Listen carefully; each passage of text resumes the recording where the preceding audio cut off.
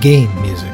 It's the melodic element designed to captivate our emotions and immerse us in the world of the game. The way it harmonizes with the visuals helps to deliver a truly memorable experience. Sometimes these songs are reborn in brilliant new form. Welcome to Melodies of Gaming, a musical series that explores reimagined songs and official game titles and how they capture the essence of the action.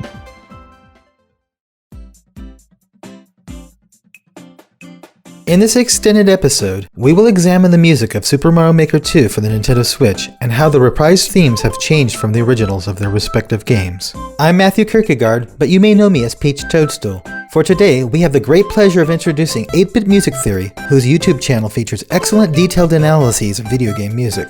Hi! Now, let's begin this melodious journey.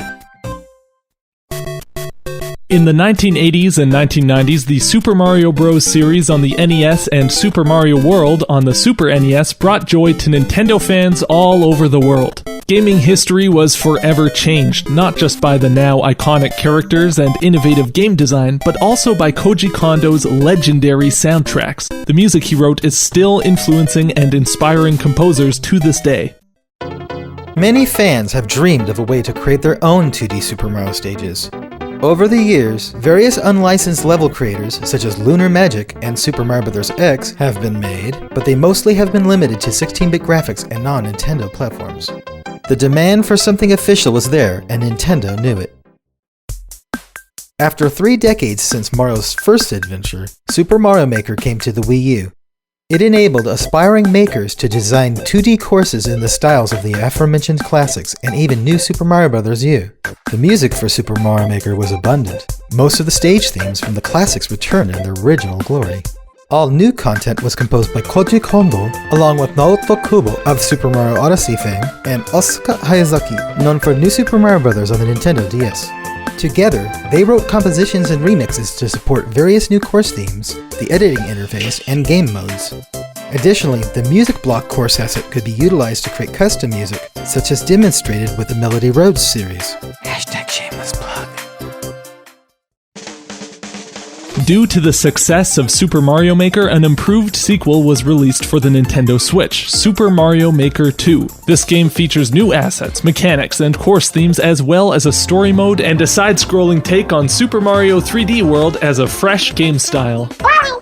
The soundtrack of Super Mario Maker 2 contains even more music than its predecessor. In addition to the returning tracks of Super Mario Maker, the game includes many new compositions and remixes. These were written by Atsuko Asahi from Mario Kart 8, Sayako Doi, and Super Mario 3D World's Toru Ninigishi. Some of the highest praise has been over the music of the new course themes. As in the original SNES Classic, the Super Mario World game style's 10 course themes all share a common melody, established by the iconic ground theme. Each composition arranges this melody differently to complement the environment in which it plays, and the Super Mario Maker series introduces 4 new course themes that were absent in the original Super NES title: Forest, Desert, Airship, and Snow. The forest arrangement embraces both tribal rhythmic percussion and chromatic percussion, that is, music played on mallet instruments. Its melody is very similar to that of the underground course theme, but it is now in a major key. This rendition works well for a primitive forest in Dinosaur Land, the setting of Super Mario World.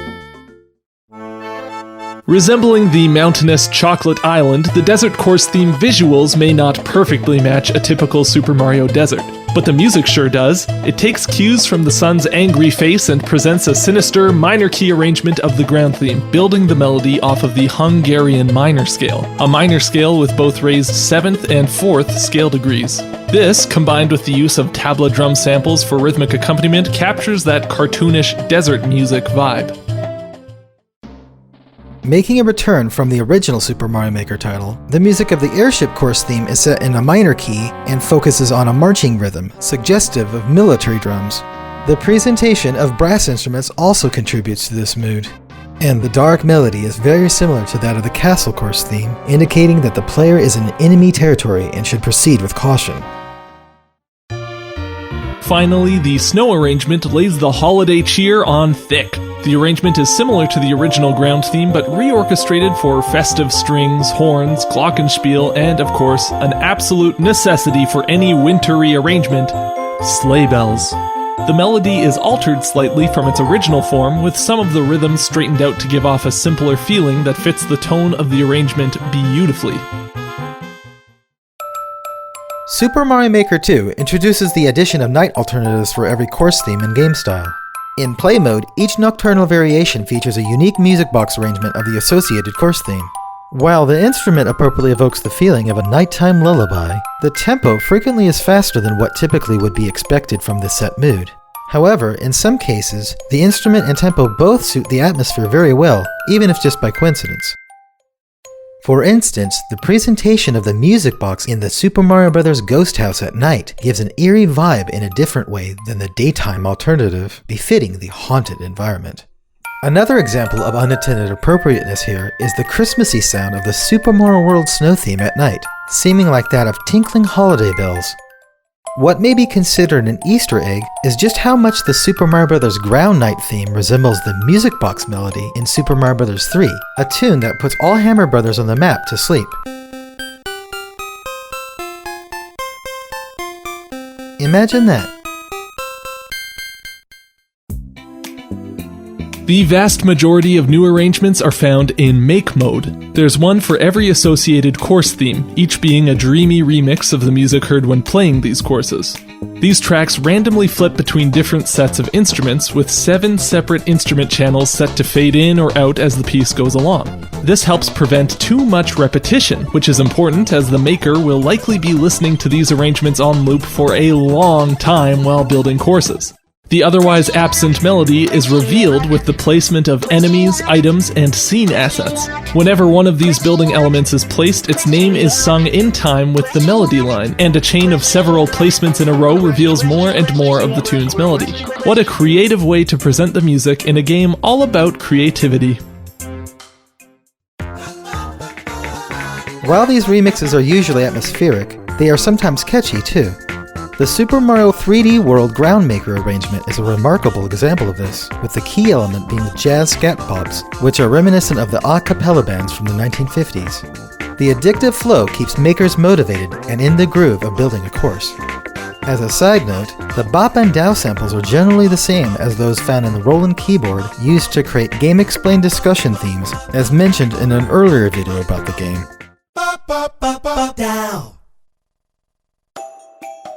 Most of the Maker remixes suit their environments. However, the Bossa Nova style of the Super Mario 3D World Snowmaker arrangement is a peculiar case. Originating from the tropical beaches of Brazil, the genre brings to mind warm weather and relaxation, and sometimes elevators. Because it contrasts so much with the snowy escapade as aptly portrayed by its play mode counterpart, this music seems out of place. But let's look at it from a different perspective. When editing in this course theme, a maker is preparing for the adventure and possibly enjoying the warmth beforehand. One can visualize a cozy cabin or rejuvenating onsen, a Japanese hot spring commonly found in the snow-capped mountain ranges. Could this be what the composer was envisioning? For almost every game style in play mode, the individual course theme compositions are unique. Super Mario Bros. 3 is the one exception, with both the forest and desert course themes using the same reggae-inspired track as the ground course theme. However, the Make mode music that accompanies these 3 course types all have differences that make them distinct from one another. The Forest Maker arrangement sounds much like what you would hear in a forest or jungle environment. It creatively incorporates flutes, strings, mallets, and tropical percussion instruments, all played in a different style than the Groundmaker remix while keeping the same general chord progression. Ironically, the Forest Course theme is more akin to World 7 in Super Mario Bros. 3, filled with pipes but no trees. Oops. The Desert Maker arrangement better matches the level's visuals, featuring instruments and percussion originating from various desert regions around the world. These include a Chilean pan flute lead, a didgeridoo from Australia, and the droning Arabian mizmar, a double-reeded wind instrument. They're really covering all their bases here. The version 2 update of the game introduces a new power-up, the Master Sword. Upon picking up the legendary blade of Evil's Bane, the player character transforms into Link, the hero of the Legend of Zelda series. Not only are the character appearance and moveset changed from this upgrade, but so is the music. Several tracks from The Legend of Zelda, and even some from Zelda 2: The Adventure of Link, replace the play mode soundtrack. However, two new 8-bit remixes also make their debuts, both accessed by applying certain musical sound effects to the course. The bonus music is one of these. When triggering it as Link, a chiptune version of the horse race theme from The Legend of Zelda: Ocarina of Time plays.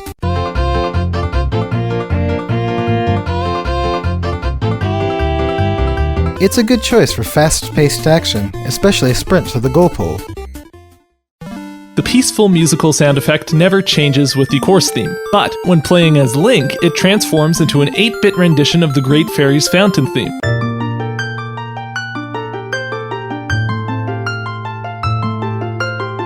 These magical springs have always been the peaceful safe havens of the Legend of Zelda series, so this is a perfect substitute. The Endless Challenge is a series of courses built by other makers. The mode consists of 4 difficulty levels and a map of relative progression for each.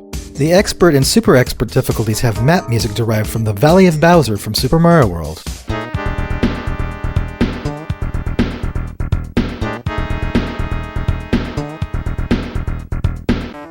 The Expert theme hints at the 16-bit source, but contains reserved drums and a melody that vaguely resembles the original.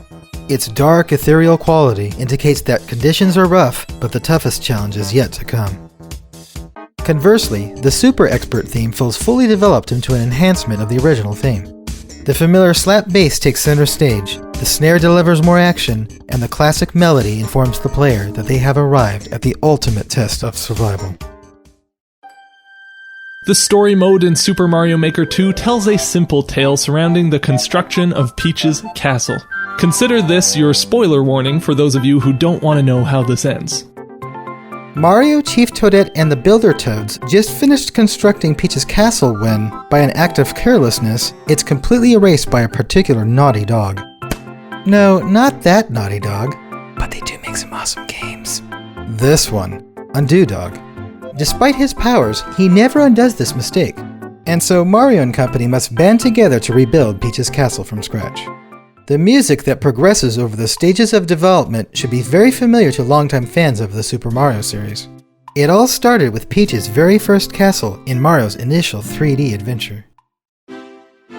In Super Mario 64, the theme of Peach's castle, titled Inside the Castle Walls, was of course written by the great Koji Kondo. It's a phenomenal piece of music and has been featured in tons of games in various forms. Super Mario Odyssey, Mario plus Rabbids Kingdom Battle, all the Mario and Luigi RPG titles, and many more.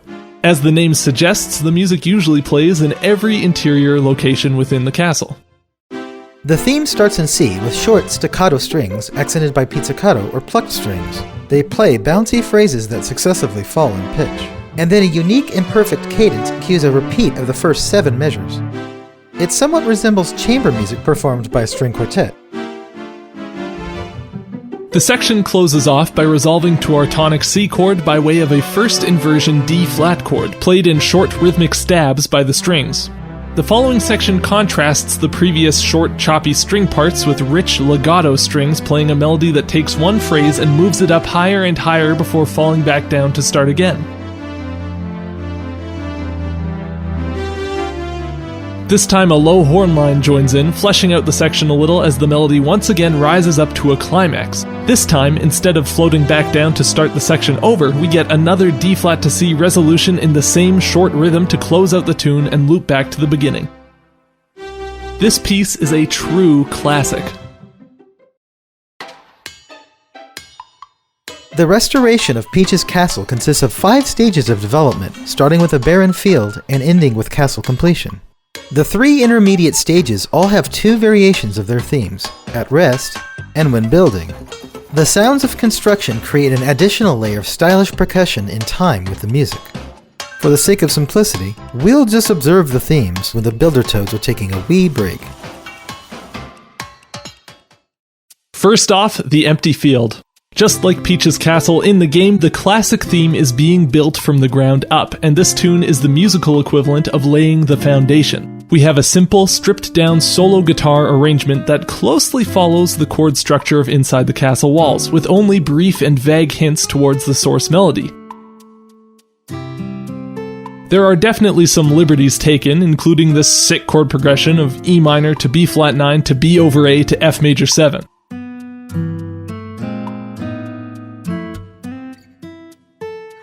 Now, that wasn't in the original. But where you can really feel the arrangement tie itself to the original theme is in its phrasing. Notice how in the B section, this short phrase repeats itself, with each repetition moving one step higher up the scale. This is exactly the way the B section of the original tune was structured. Usually, a composition's melody is its most recognizable aspect, but even without it, this arrangement captures the spirit of the theme it's based on. Building has begun. The melancholic feeling from the loss of Peach's castle is gone now, replaced by sheer optimism. Perky pizzicato strings, a cheerful recorder, and the return of the acoustic guitar in a more lively form all show that everyone wants to pitch in. The original melody appears spread out across the phrasing, with the notes constantly deviating to dance through each prolonged, implied chord. After the guitar plays the bass line, a mere suggestion of the lead-in and first bar from the source's B section appears in C major. This phrase repeats, but with different harmonic positioning. And then 2 bars of the original theme play for one last phrase repeat before the piece loops back to the start. It really subverts expectations.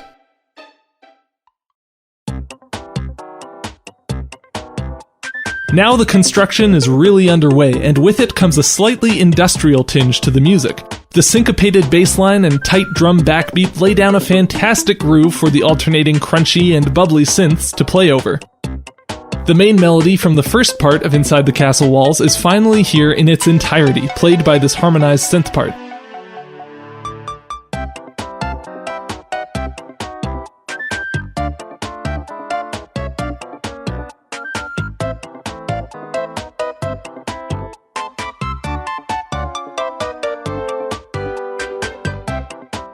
I love how this arrangement just barely hints at the B section of the original theme, giving us only the first bar of the melody again before stopping on this colorful minor 4 chord. After a couple of these false starts, we slip right back into the groove.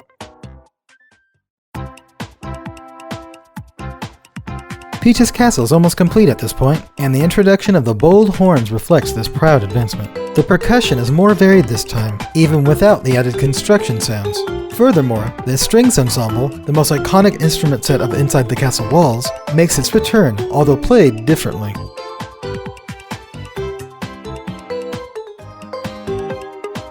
Artistically switching to the key of E-flat, the Super Mario Maker 2 title theme makes a cameo appearance in this new section. For this part, the majority of the B section chords from the original theme returned with similar melody, creatively incorporating elements of the title theme.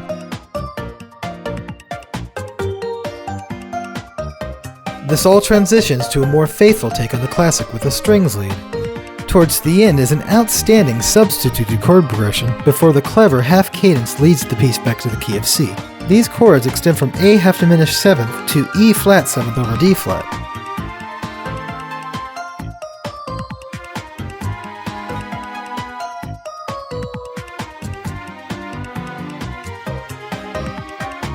It's an emotional moment that really shows that the goal is in sight. Finally, with the completion of Peach's Castle, we reach the fully constructed theme in a lovely new orchestration that stays true to the original. We start off with pizzicato strings and harmonized recorders giving us the A section melody.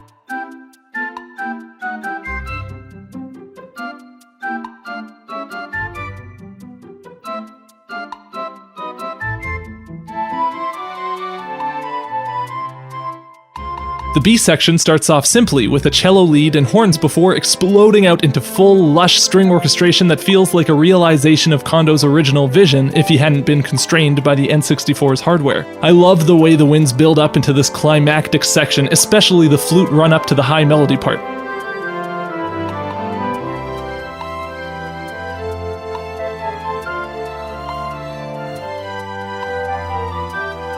The breakdown to solo clarinet melody just before the ending is a perfect way to wind down the intensity as we prepare to repeat back to the top of the form.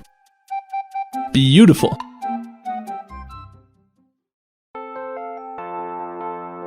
With Peach's castle finished and better than ever, the story comes to a close with joyful celebration. And so does this melodious journey. Indeed, the music of Super Mario Maker 2 is creative, plentiful, and diverse. It's a love letter to those who have enjoyed the soundtracks of the classic Super Mario platformers, and even some of the modern entries. We would love to hear what remix music could come from a future update. Many thanks go to 8-Bit Music Theory for collaborating with us and providing transcriptions for the feature presentation. Check the description to see how you can follow and support him.